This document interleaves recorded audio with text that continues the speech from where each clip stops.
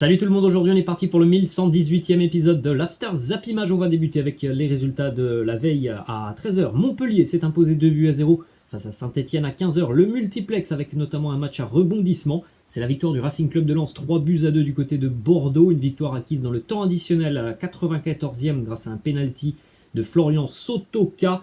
Victoire aussi pour les Stacks de Troyes. Les Troyens s'imposent à Metz 2-0. Victoire de Reims à Rennes 2-0. Match nul entre Brest et Angers, 1 partout. Petite information du côté de Montpellier, l'ex-attaquant de l'Olympique de Marseille, Valère Germain, a ouvert son compteur but avec les Héroltais. On rappelle que Montpellier a perdu sur les derniers jours de Mercato la doublette Andy Delors, Gaëtan Laborde, et que dans la précipitation, les Montpelliérains ont dû trouver un nouvel attaquant. Et ce nouvel attaquant se nomme Valère Germain. Hier, Stéphie Mavididi a aussi marqué pour les Héroltais. Direction Bordeaux, une petite information Mercato. Les Girondins sont toujours à la recherche d'un attaquant, puisqu'on rappelle que sur le dernier jour du Mercato, les Girondins pensaient avoir trouvé leur attaquant du côté de Galatasaray en la personne de Mostafa Mohamed. Malheureusement, il y a eu des négociations qui ont échoué dans les toutes dernières minutes pour des clauses un petit peu particulières. Les Girondins se penchent maintenant sur le dossier de Mbaye Niang qui ne joue absolument plus du côté du Stade Rennais. Ensuite, on enchaîne avec le résultat du match à 17h. La victoire des hommes de Christophe Galtier. L'OGC Nice s'impose 2-0 du côté de Nantes. 2 buts inscrits en seconde mi-temps, signés Kasper Dolberg et Amine Gouiri, dans un match où les Aiglons ont fait le dos rond. Ils ont eu quand même pas mal de situations à négocier défensivement. Et encore une fois, la solidité défensive de cette défense niçoise, elle a parlé hier. Toujours aucun but encaissé pour les Aiglons après 5 matchs de championnat. C'est d'ailleurs la seule équipe en Europe à n'avoir encaissé aucun but pour l'OGC Nice. Alors 5 matchs, mais bon, on rappelle que le match face à l'Olympique de Marseille n'est pas allé à son terme. Donc on va dire 4 matchs pour les Aiglons sans encaisser le moindre but. Ensuite, le résultat de l'Olympique Lyonnais. Les Gaunes se s'imposent hier 3-1 face à Strasbourg. Moussa Dembélé, Jason Denayer, Lucas Paqueta ont marqué pour l'OL. Habib Diallo a marqué côté strasbourgeois. Une première mi-temps assez moyenne de la part de l'OL. Beaucoup de bonnes choses en seconde mi-temps côté lyonnais. On a eu aussi le droit hier à la titularisation, et la première titularisation d'ailleurs, de Xherdan Shaqiri, qui a délivré une passe décisive, un centre magnifique enroulé du pied droit pour le deuxième but de Jason Denayer. Et puis en seconde mi-temps, à la 60e, Jérôme Boateng est lui aussi entré en cours de jeu. Il a remplacé Sinali Diomandé. Il y a eu de bonnes choses du côté de l'OL, notamment de la part aussi d'Oussem Aouar, qui délivre une passe décisive en toute fin de match pour Bruno Guimaraes, pour Lucas Paqueta, pardon. Ensuite, on a une petite déclaration de Moussa Dembélé qui a ouvert hier le score pour l'Olympique Lyonnais d'un très joli but. Moussa Dembélé qui nous dit: mon but lance bien le match, on était déterminés dès le début, on travaille dur en ce moment. On sait de quoi on est capable. La mayonnaise a mis un petit peu de temps à prendre, mais on n'a jamais perdu confiance en nous. Il y a du mieux du côté de l'Olympique lyonnais. On le sait, il y a eu pas mal de changements du côté de l'OL sur ce mercato estival, avec notamment déjà l'arrivée d'un nouvel entraîneur. Ça prend un petit peu de temps avant de voir les idées se mettre en place sur le terrain, mais là, depuis une bonne grosse quinzaine de jours, 3 semaines, du côté de l'OL, il y a quand même beaucoup de mieux sur le terrain. Ensuite, on continue les amis avec le classement de la Ligue 1 à l'issue de cette 5e journée. Le PSG est déjà en tête et a déjà creusé un petit écart sur la deuxième position. Paris 15 points, Angers 11 points, Marseille 10 points, Nice 9 points, Lens 9 points, Clermont 8 points. L'Olympique Lyonnais 8 points. En bas de tableau, Bordeaux est bon dernier avec 2 points. Saint-Etienne 19e 3 points. 18e et barragiste, le Stade Brestois. Direction cette fois-ci l'équipe de France. Déclaration de Théo Hernandez qui nous dit: bousculer la hiérarchie chez les Bleus, je vais y travailler tous les jours, tous les matchs. Et c'est à Didier Deschamps de me choisir. Mon frère, on va lui piquer sa place. En tout cas, il a une très bonne mentalité, Théo Hernandez. Et moi, je suis persuadé que sur le rassemblement de la semaine dernière, il a gagné des points, et je pense qu'il a même convaincu Didier Deschamps. Je pense que Théo Hernandez sera présent pour le prochain rassemblement de l'équipe de France, et notamment le Final Four de la Ligue des Nations. Ensuite, on a 2 déclarations de Bichente Lizarazu. Premièrement, il nous parle du duo Karim Benzema, Antoine Griezmann. Il nous dit: ces deux joueurs parlent le même football, ils ont le même langage, un football collectif, altruiste des 1-2 du jeu en triangle. C'est vrai que ce que l'on a vu sur le match face à la Finlande, c'était quand même très très agréable. On a vu tout simplement, comme le dit Bicente Lizarazu, que ces deux joueurs techniquement sont au-dessus de la moyenne et qu'évidemment ils se comprennent très très facilement et assez rapidement sur le terrain. Les échanges sont en général de grande qualité entre des joueurs de grande qualité. Ensuite, autre déclaration de Bicente Lizarazu sur les questionnements qu'on en a pu voir dans la presse depuis le départ de Mbappé du rassemblement, c'était il y a une dizaine de jours. Il nous dit: je ne peux pas imaginer que Mbappé ne soit pas dans cette équipe. C'est le boulot du sélectionneur. Dans quelle position? Moi personnellement, je pense qu'il doit tourner autour de Benzema, plus sur le côté droit, avec Antoine Griezmann en meneur de jeu. Voilà l'avis de Bicente Lizarazu, qui souhaite voir évidemment Kylian Mbappé être aligné avec l'équipe de France. Ensuite, on continue les amis avec une petite information du côté de l'Espagne. C'était le grand retour d'Antoine Griezmann hier avec les Colchoneros de l'Atlético Madrid. L'Atleti se déplaçait du côté de Barcelone pour affronter l'Espagnol Barcelone dans un match compliqué pour les Colchoneros, mais comme d'habitude la grinta des hommes de Simeone a parlé en fin de match. C'est Raúl de Tomás qui a marqué pour l'Espagnol avant la mi-temps. Carrasco égalise à la 79e minute et puis le français Thomas Lemar qui vient délivrer l'Atlético à la 99e minute alors qu'il y avait eu 10 minutes de temps additionnel. Antoine Griezmann a été remplacé en seconde mi-temps par Joao Félix. Une déclaration de Diego Simeone sur le match de Griezmann qui a déjà été vivement critiqué hier par la presse espagnole par rapport à son premier match, donc son premier match de retour du côté de l'Atlético. Diego Simeone qui nous dit: Antoine Griezmann a été très bon en première période, c'est l'équipe qui n'a pas été bonne, on n'a pas assez généré de vitesse. Ensuite on enchaîne avec le résultat du Real Madrid. C'était le grand retour des merengues du côté du Bernabéu. Ça s'est très bien passé pour le Real dans un match où les merengues ont eu un petit peu de difficultés, notamment en première période. Il y a eu quand même quelques grosses hésitations sur le plan défensif. Le Real s'impose au final quand même 5-2 face au Celta Vigo. Donc une soirée parfaite pour le retour au Bernabéu, avec notamment un triplé pour Karim Benzema, un but pour Vinicius et déjà un but pour Eduardo Camavinga. Le Karim Benzema hier a inscrit un triplé. Il a aussi délivré une passe décisive pour Vinicius.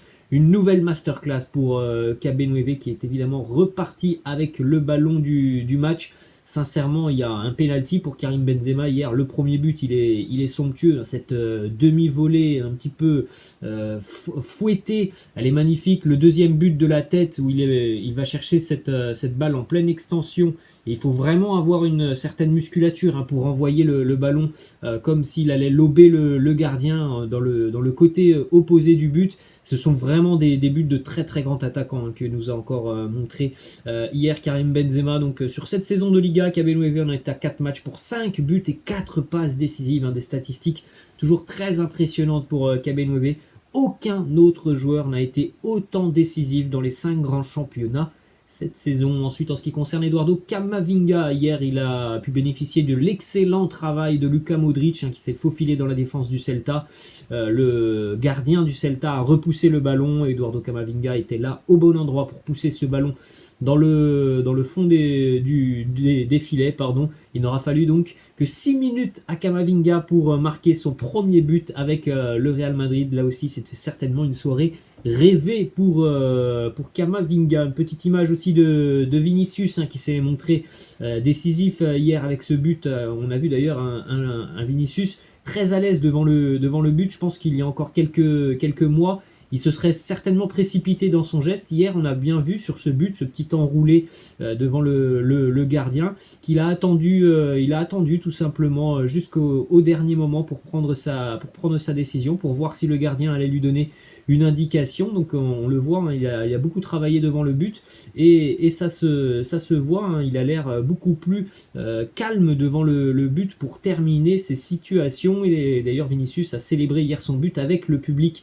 du Bernabéu. Il a un petit peu sauté dans les tribunes et évidemment cette image elle a fait polémique du côté de l'Espagne. Ensuite on a une déclaration de l'entraîneur du Real Madrid, Carlo Ancelotti, qui nous dit: l'équipe a montré beaucoup de qualité, nous avons fait une très bonne seconde période. Vinicius, il a une qualité impressionnante, il apporte une grande aide à l'équipe, il est actuellement en pleine confiance et il est très efficace devant Les buts poursuivent du côté de Barcelone, les amis, avec une très mauvaise nouvelle pour les Catalans, puisque l'attaquant danois Martin Braithwaite est touché au niveau du genou. Il devrait être éloigné des terrains entre 3 et 4 mois. C'est une très mauvaise nouvelle, évidemment, pour le Barça, puisque côté catalan, on rappelle quand même qu'à l'heure actuelle, le Barça ne peut pas compter sur Sergio Agüero, ne peut pas compter sur Ousmane Dembélé et ne peut pas compter non plus sur Ansu Fati, même si le retour d'Ansu Fati est tout proche. Il y a déjà énormément d'absents dans le secteur offensif des Catalans, donc on rajoute à ça cette blessure de Martin Braithwaite qui sera absent entre 3 et 4 mois. Direction l'Angleterre maintenant. Le seul match hier en Première Ligue opposait Leeds à Liverpool. Victoire nette et sans bavure des Reds de Jürgen Klopp, 3-0 pour Liverpool, qui s'impose grâce à un but de Salah, un but de Fabinho, un but aussi pour Sadio Mané dans un match complètement dominé par les Reds. Petite statistique pour Mohamed Salah, puisque hier il a inscrit son 100e but en Première Ligue en 162 matchs. C'est 100 buts et 36 passes décisives pour l'attaquant égyptien. Autre statistique depuis le début de saison, c'est le classement des joueurs ayant créé le plus d'occasions cette saison en Première Ligue. Et on retrouve en tête de ce classement un latéral de Liverpool, Trent Alexander-Arnold, qui a délivré de nouveau une passe décisive hier. Il est loin dans ce classement, loin devant les autres. Jack Grealish et Mohamed Salah sont en deuxième position avec 13 occasions créées. On connaît tous le talent de Trent Alexander-Arnold qui a un profil hyper polyvalent, que ce soit défensivement et offensivement. Il a un apport assez exceptionnel offensivement. Petite information aussi du côté de Liverpool, malheureusement hier Harvey Elliott a été victime d'un tacle horrible. Il a très rapidement quitté le terrain, il s'est dirigé du côté de l'hôpital. On attend le diagnostic dans le courant de la journée, mais bon, visiblement, malheureusement, ça sera une blessure très sérieuse pour Harvey Elliott, qui a tenu quand même à remercier les nombreuses personnes qui lui ont envoyé des petits messages sur les réseaux sociaux. Harvey Elliott qui sera certainement absent pendant de nombreux mois.